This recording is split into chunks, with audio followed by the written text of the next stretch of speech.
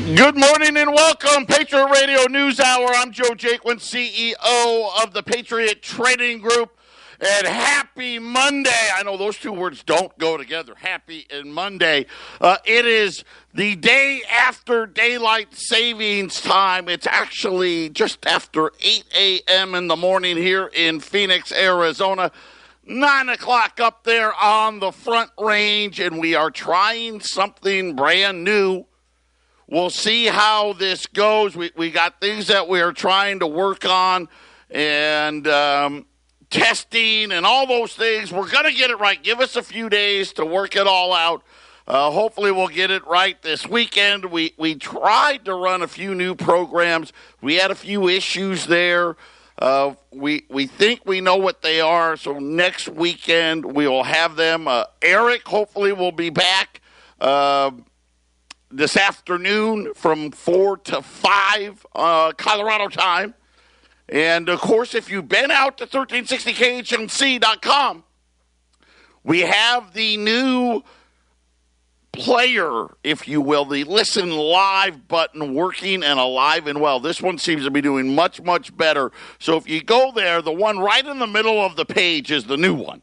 Up on the right-hand corner, that's the old Listen Live button. So between the two of them, you should be able to get it done. But I have yet to have an issue with the new button, so you can listen to your heart's content. And Jason, I just want to let you know I am getting a little bit of an echo. So I just wanted to point that out to you. We're working through it. I don't know if it's going out on the air. Hopefully it is not. If it is, we'll get it fixed for you. Our toll-free number, 800-951-0592. The website, allamericangold.com. And make sure you make it part of your daily routine out there. This weekend, my oldest son came home. He was home for spring break, and we got lucky because our younger son, who's still in high school, they have the same spring break, so that is a convenience there. The wife is taking them out on a little trip. But, we went to dinner the other day. And, you do the usual stuff. How's things going? And as they get older, at least what I'm noticing with my older son is I'm getting complete sentences back now. Right? Before I'm fine or okay, that we're actually getting like complete sentences. It's actually pretty nice. And he was talking about his classes, and he had 4 classes. That's his load. He got 4 classes this semester. One of them, which was his quote-unquote easy A class, the history of rock and roll, turned out to be way harder than he thought. He's like, Dad, I've had to learn every member of every rock and roll band from the 50s through today. And he goes, and I'm not talking just about the lead singer. You got to know everybody in the band, all their songs. It's a much harder class than he thought. And then the class that he likes the best, he's got an entrepreneurship class, which he's doing very, very well in. And he took a political science class. Come to find out, he's like, you know what? I'm digging it. I'm liking that class. And I'm like, well, tell me about it. What's going on? And he's writing a big paper on North Korea. And whether or not North Korea is behaving logically by having nuclear weapons. And it was fascinating, his take on the whole thing. I actually think he had it right. And his answer was, at least in his belief, is they are. Yeah, they're trying to preserve their regime, and it makes a whole lot of sense. And it was just very exciting because the fact of the matter is complete sentences from one of your kids. I feel like it's a whole new day now. So nonetheless, it was just good. It was great to see him again. He's doing great, which is nice because you never know. You send him off to college, and you never know what's going to happen. He's passing all of his classes, doing quite well. He hasn't gotten less than a B in any of his classes. So him and my wife and I, we couldn't be prouder. And I can't wait for the day where my younger son starts speaking in complete sentences. My mind will be blown. What to talk about today? Jay Powell was on 60 Minutes. I don't know if you saw that, the Fed Reserve Chairman. Of course, what else is he going to say? Oh, yeah, no, it's fine. Don't worry. Everything's going to be great. I don't see a recession. They've never seen a recession because they actually believe their own bull. But if you go out to our website today, wow, another week and another mass store closings. It's starting to get a little worrisome. I'll tell you who's closing. Another big chain filing for liquidation. Worries now about New York City. Are they going to be bankrupt soon? And then retail sales for the month of January came out. I'll tell you all about what they had to say as to the health of the economy. And last but not least, another central bank out buying gold again. Well, I shouldn't say another one. One of the same, China was out releasing for the third straight month in a row now. China buying, they're trying to buy 10 to 11, looks like anyway, 10 to 11 metric tons a month. Of course, remember last year, 2018, was the largest amount of central bank purchases of gold since Nixon closed the gold window in 1971, and China wasn't a part of that. I mean, they bought 10 tons in December. That was it. There's the music. We'll be back right after the break.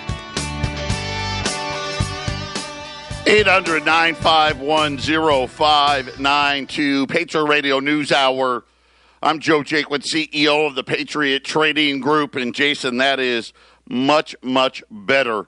No echo whatsoever. As we continue, remember, this is day one of the first time we've been going through the mothership in, I don't even know, maybe a decade or so, as we continue to improve the operations up there. Women's fashion retailer Charlotte Russe that filed for bankruptcy protection in February, said that it had planned to close 94 locations, had a change of heart and said, you know what? We're going to close all 500 locations around the country in a court filing saying they had suffered a dramatic decrease in sales and in-store traffic, the burden of maintaining a large brick and mortar retail presence no longer worth it. 8,700 employees were still working for Charlotte Russe. Apparently, another retailer biting the dust. 500 locations gone. You think about last week, we had 1,200 locations going out. Payless Shoe Stores, Gymboree, Shopko, just to name a few that have gone under. Now add Charlotte Russe to the retail apocalypse, now seemingly a weekly thing now. And eventually, I got to say, will the last retailer at the mall please turn out the lights? Something that I think makes perfect sense after December's, I don't even know what to say other than horrible retail sales number in December. The collapse continues. Now, I know if you turn on the idiot box, they're going to tell you that January was better. Yeah. They did come out and say January retail sales were up 0.2%. The problem is they went to December, that horrible negative 1.2, and said, you know what, it was worse, negative 1.6. So, I'll do some elementary mathematics here. That means for December and January, retail sales down 1.4%, saying that January's number came in at 0.2. December's number came in revised even lower to a negative 1.6%. Sporting goods stores saw the biggest bump. Yeah, sporting goods, hobby, music, and bookstores. I just laugh bookstores. That's another one. Add that to the list, right? They're on the Sears Kmart plan where they just slowly, close 50 to 100 stores a year. Building materials, garden equipment, food and beverage, healthcare, general merchandise. Those were the ones leading the way. Motor vehicle and parts dealers was the worst, followed by furniture and home furnishings, electronics, clothing and accessories, and gasoline stations. By the way, did you see gas jump 10 cents? And I don't know about everywhere else here. I'm driving into work.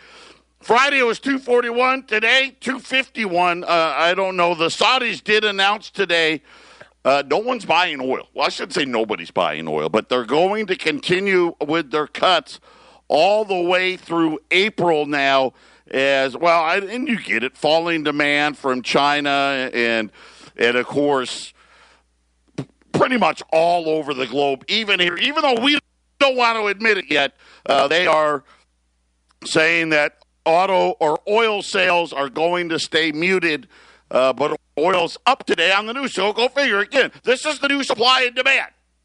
Demand falls. Somehow we're going to pretend like oil is going to go up. Right? All these things that don't make any sense. How about this one, New York City? Right? We talk about Chicago. We talk about Illinois. It's so much bigger than that. A closer look. And that's kind of the thing, right? This is, by the way, out of the New York Post. So when your own liberal media turns on you, you know you got problems. And this is the thing about all this that don't look too close, right? It's kind of like the central bank. Hey, listen, you don't get to look over here, right? You don't get to see what we're doing. Even though allegedly all of your financial well-being depends on it, don't look here. A closer look at New York City's. Okay, so this is actually just the city itself. So not all of New York State, just New York City. It appears they are careening much faster to an all-out financial bankruptcy, something the city hasn't seen in over 40 years. A tax fleece business and individuals flee en masse. This is this problem everywhere, isn't it? As you get, as you make all these promises that you can't really keep, the only solution they have is what? Tax. And I know, we got a tax cut. Well, some people did, from the president. A lot of places, the states are ramping up. And remember, you can't write those off anymore. So you live in some of these states that are really bad. It's getting even worse. They said the spending now, which jumped another $3 billion, standing at $89.2 billion. The long-term debt for New York City now stands at more than $81,000 per household. This is our economy, right? This is the solid foundation that we have built for our country. Right? They want you to believe that you can have prosperity from a printing press. You can't. And the funny thing is we went, over 100 years with no debt. I mean, you think about the Civil War, we had debt. The War of 1812, we had a little debt, but we paid it back. Right? Andrew Jackson paid off the national debt before we had a central bank. The country, it was peanuts. I think it was it wasn't even $10 billion. Now, New York City alone, think about every apartment in New York City. If you've ever been to New York City, it's a cool place. It reminds me of, and you know what's so funny? A lot of the buildings there, the really cool-looking ones, and they were built a long, long time ago. Right? All the new stuff, they look the same. They're what I'll call the plain Jane ones. Right? When you start going out in the world today and you go to cities like Dubai and Hong Kong and Singapore, they're building stuff the way we used to. Right? Now we just get plain, ordinary, boring. But New York still has a lot of historical buildings that are cool. Right? Cool to look at. And these things, it's massive. It's so hard to explain if you've never been there how many buildings there really are in apartments and condos. If you think about every single one of them, from the what I'll call the welfare buildings all the way up to the high rises on Manhattan, every single door, 81 grand, 81 grand, 81 grand. Right? That doesn't pay listen, that's not the national debt. That's not the state of New York debt. No, that's just for their city. They said the city is running a deficit that is starting to spike and would be extremely difficult if we head into a recession or a further flight of individuals leaving the city because of quote-unquote tax reform. I'm going to promise you that's happening. New York already in a difficult financial spot. They talked about the budget that's upcoming. City spending up 32% since de Blasio took over. He's the mayor of New York. 32%. Now you start thinking about our wages haven't grown 32% going all the way back to 1971. New York State and the city ranked number one nationwide in state and local tax burden. I didn't know that. I mean, I really thought California would own that. Property taxes, almost half the city's revenue, is rising faster than any other revenue source, squeezing businesses and forcing homeowners already hit by the federal property tax deduction changes, right? Remember, you can't write that off. And now they're sitting there talking about possible bankruptcy for New York, according to the American Institute for Economic Research. And I don't mean to laugh.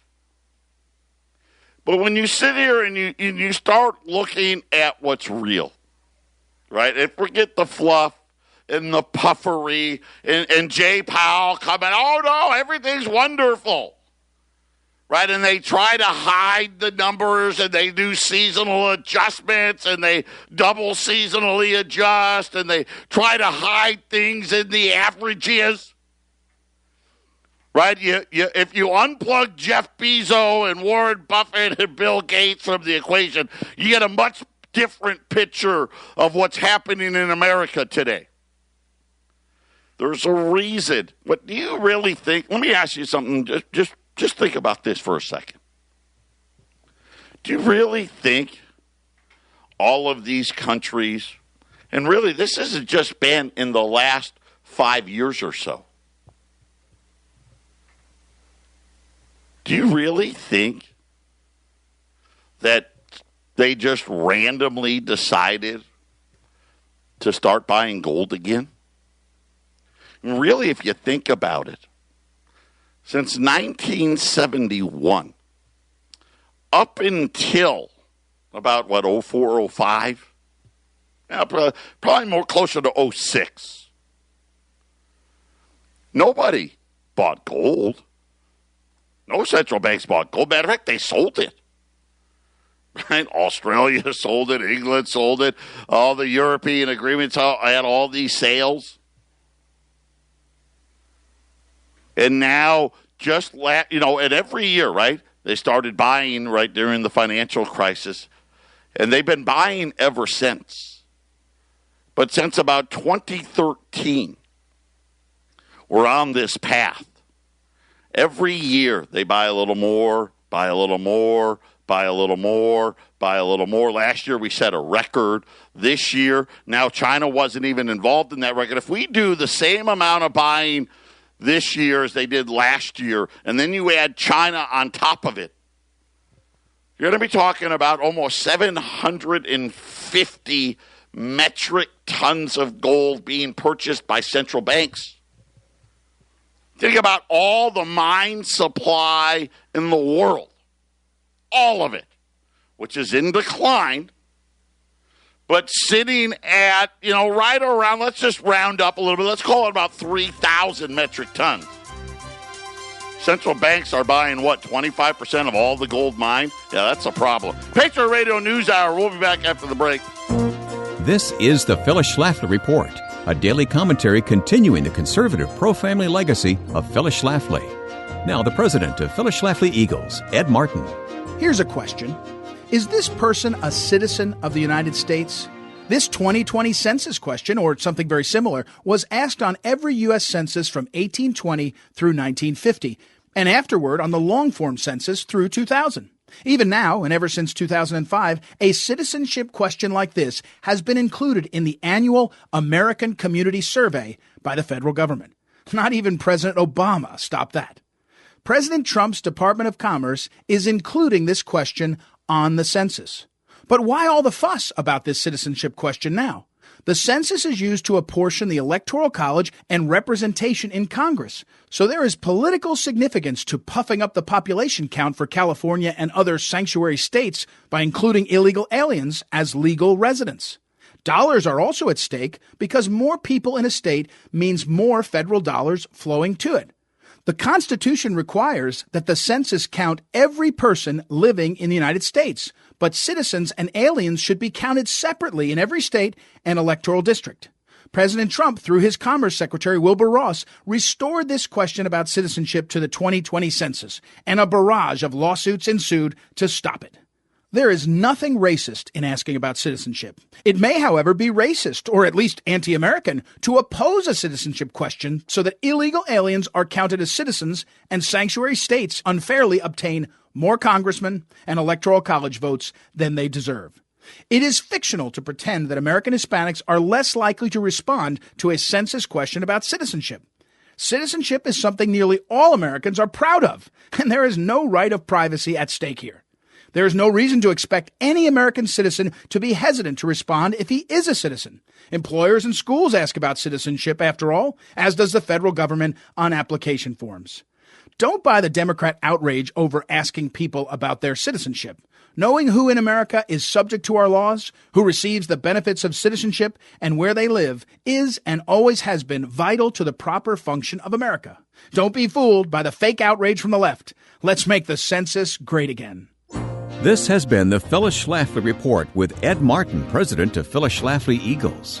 American citizenship should never be taken lightly. That's why you need to go to phyllisschlafly.com and be part of the dialogue on the need for border security and an accurate census, the travesty of sanctuary cities, and voting rights for illegals.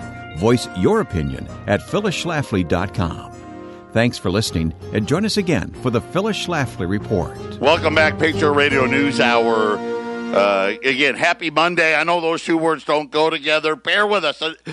Friday we were running tests. We didn't know, we don't know how to run a radio station. We're figuring it out. So Friday, after all the shows were over, Jason and Brian and I were trying to get ready for today because we didn't want the show to move. In other words, we're going to be on at 9 o'clock in Colorado, then again 9 o'clock in Arizona, even though when it's 9 o'clock in Arizona, it's 10 o'clock in Colorado. I know, it's so complicated.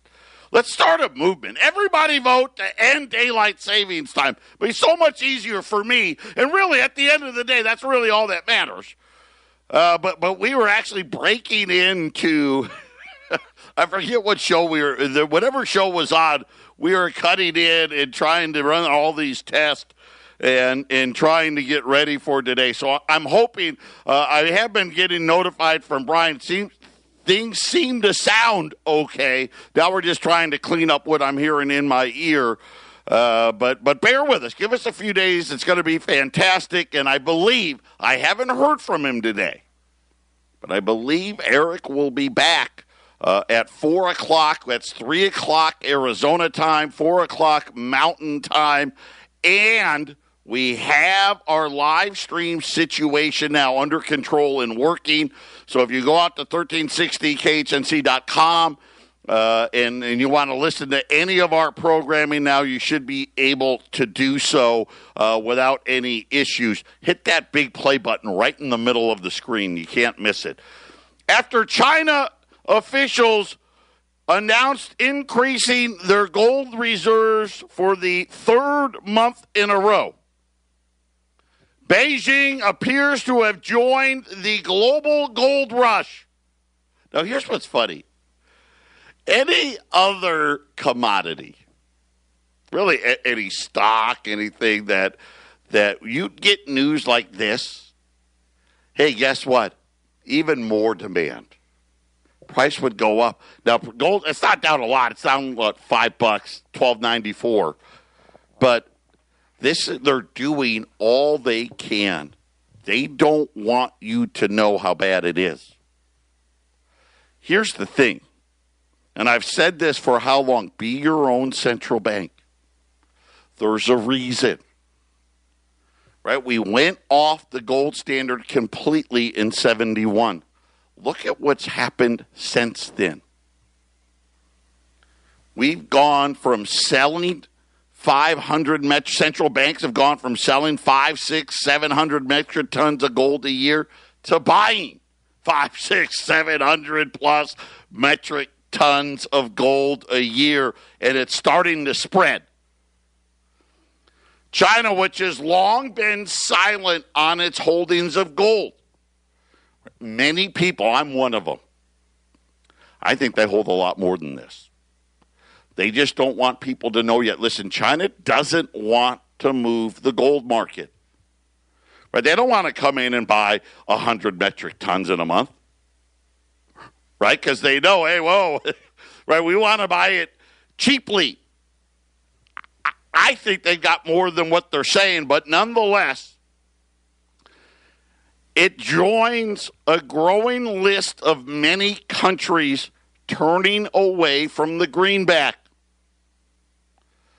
The value of the country's holdings of the precious metals reached $79.5 billion, now up over $3 billion year over year. Goldman Sachs has flagged central bank buying as the plank for supporting its bullish outlook on gold, which it expects to rally to $1,400 over the next 6 months. Okay, that's not me. Goldman saying, listen, here's what's happening. Because I keep saying, why are they doing it? Why now? What's changed? And a couple of things really stick out. The biggest one, debt. Right? The size of our national debt. You know, think about it. When I first started here, the national debt wasn't even quite $6 trillion. Right? That was, 15 years ago? going on 16 years? It's now 22 point, I didn't even look today, 0.1, 0.2. Went from 5 to 22. What also changed? Oh, yeah, the central bank. Right? They took interest rates zero, right? A lot of places negative. We couldn't even get to 2.5% on a Fed's funds rate, and it was going to blow up the whole economy. And you think about the Dow rallying.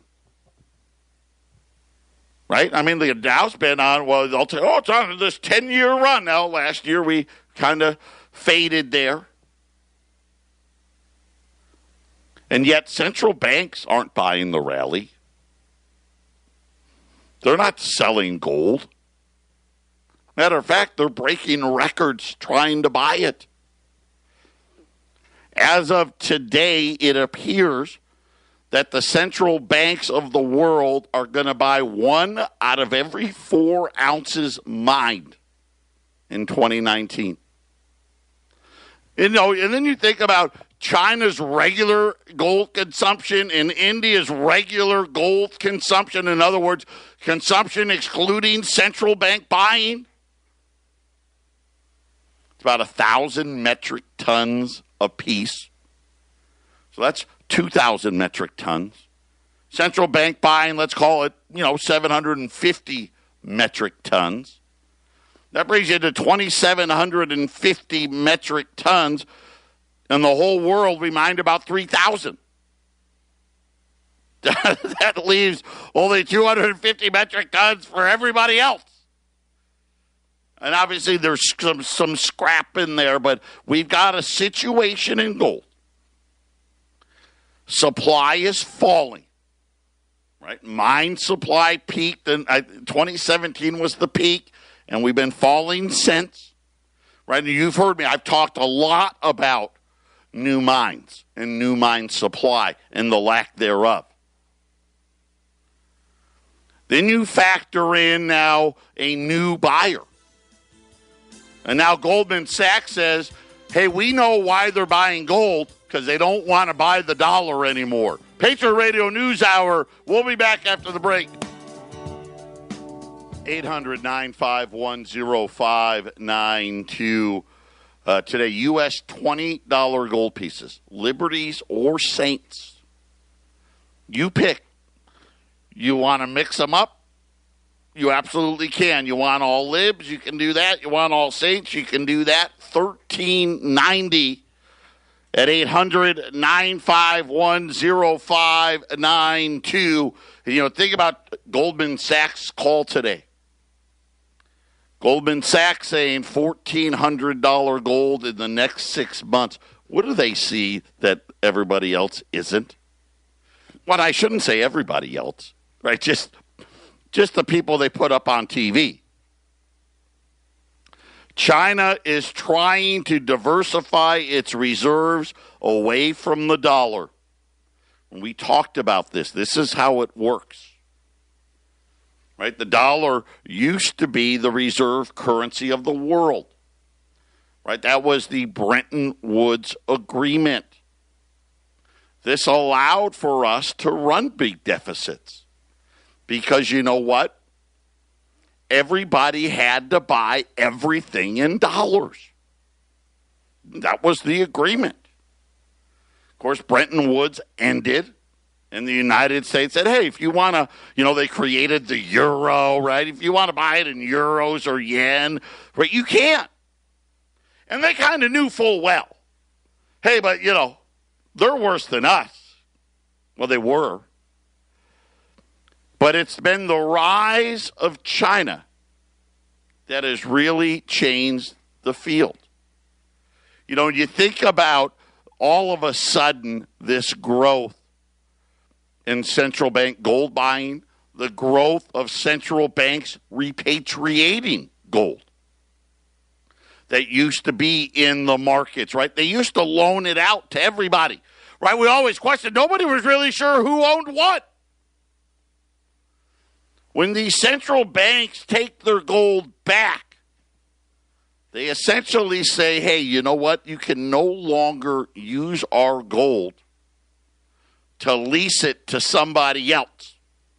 Because that was a good way for them to, manipulate the gold markets. Now, of course, it doesn't matter because we have we still have 8,000 metric tons, so we're going to allow that policy to continue. But the rest of the world is saying no.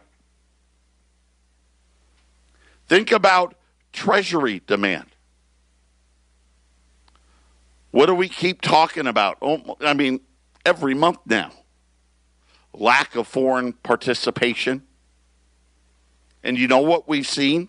Lack of foreign participation and an increase in gold holdings.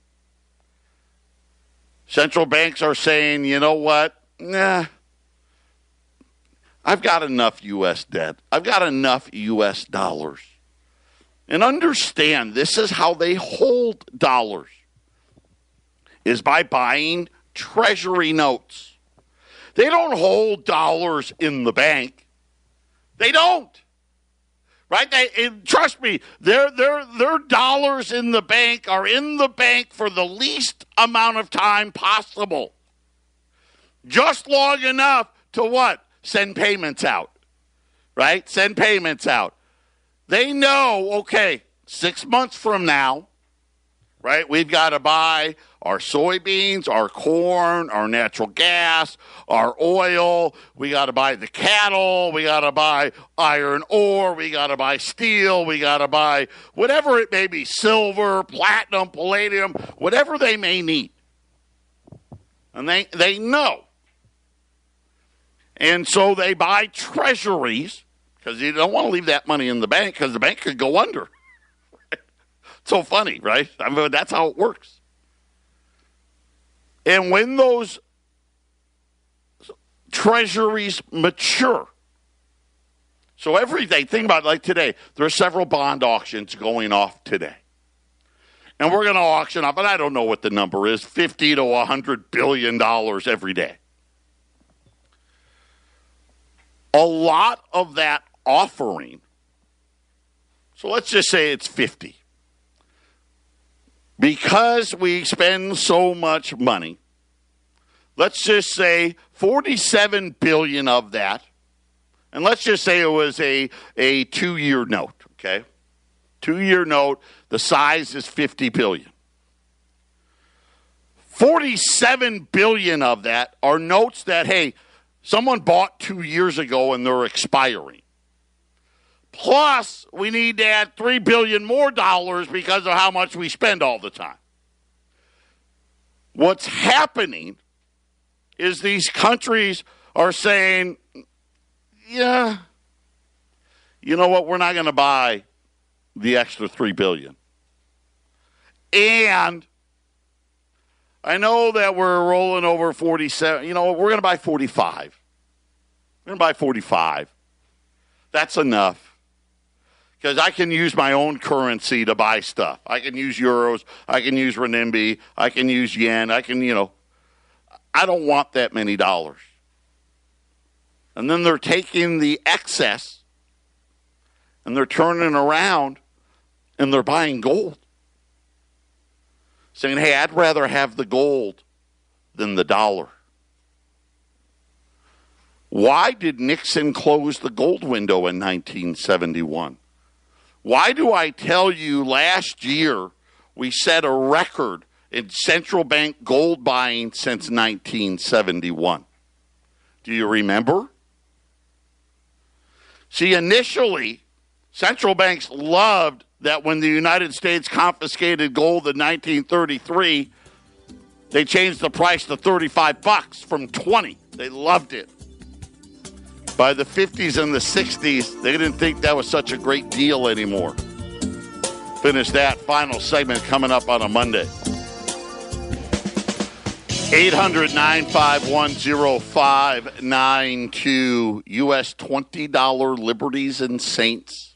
You pick it. 1866 to 1907 on the Liberties. 1907 till gold confiscation in 1933 on the Saints. 1390. And remember how the story went. When we confiscated gold, the central bank took the gold from us, because gold was barbaric relic. It doesn't work well when you want to live beyond your means. I mean, that's really the problem. When they changed the price to $35, foreign central banks or governments couldn't wait to give us the gold. We got to over 20,000 tons of it. And then by the mid-50s, central banks started saying, you know what, I'll take my gold back. Here's $35. Yeah, no, I know. Yeah, I know. We could buy some treasury, but nah, I'll take the gold. By the 60s, it was turning into an avalanche. We closed the gold window because we were down to 8,000 tons from 20. And for about 40 or so years or so, it worked just fine, right? They got central banks to sell gold again, right? Because, they all got fiat paper. They wanted us to believe that piece of paper with colored ink on it was worth something. It's not. It's not worth anything. Now today feels like the 50s again, doesn't it? And maybe the early 60s. All of a sudden, the central banks are like, I could buy dollars, or I can spend $1,294 and get gold. Tell you what, U.S., keep the $1,294. Keep your dollars. I want them. Give me the gold instead. The only difference now is the gold doesn't come from us. It comes out of the global supply. But this is exactly what's happening. And it's increasing. Right? A little more, a little more, a little more. And then all of a sudden, 2 years ago, it took a pretty good jump. Last year, took another really good jump. This year now, China's on board. It looks like it's going to take another big jump again. That's why I tell you all the time, be your own central bank. We've got a debt problem, right? And we don't have any other real problem. It's a debt problem. You cannot solve a debt problem with more debt, right? National debt, city, state, federal debt, pension debt. It doesn't matter. Everything they tell you to invest in is debt. Stocks, annuities, all those things, money markets. Be your own central bank. Have something that isn't a debt. U.S. $20 Liberties and Saints, mix and match, you call it. $1,390 at 800-951-0592. Patriot Radio News Hour. We'll be back tomorrow. Everyone take care. Have a great day.